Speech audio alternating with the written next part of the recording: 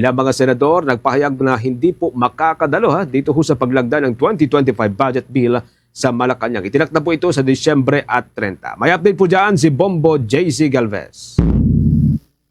Nagpahayag ang ilang senador na hindi sila makadadalo sa paglagda ng 2025 General Appropriations Bill o ang panukalang pondo para sa susunod na taon na nakatakda sa December 30. Ayon kay Senador Juan Miguel Zubiri, wala siya sa Pilipinas ng araw na yon dahilan kung bakit hindi siya makadadalo sa paglagda ng Pangulo. Nakatanggap naman daw si Senate President Pro Tempore Jingo Estrada ng advisory mula sa Presidential Legislative Liaison Office, ngunit hindi raw siya makadadalo dahil sa previous commitment.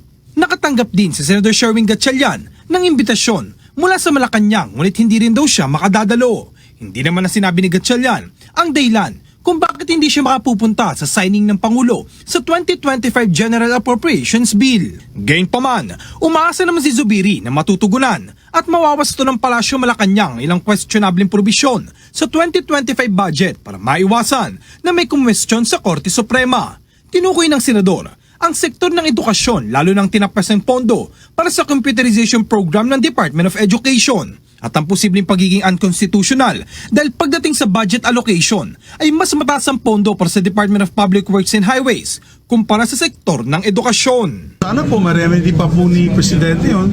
May veto powers po siya. Sabi nga po ni Senator Ping Lacson ay the President should exercise his veto powers on these line item budgets, no, of our different departments. So sana ma-restore po uli yun. Kasi yung natanggal ay 10 billion on computerization.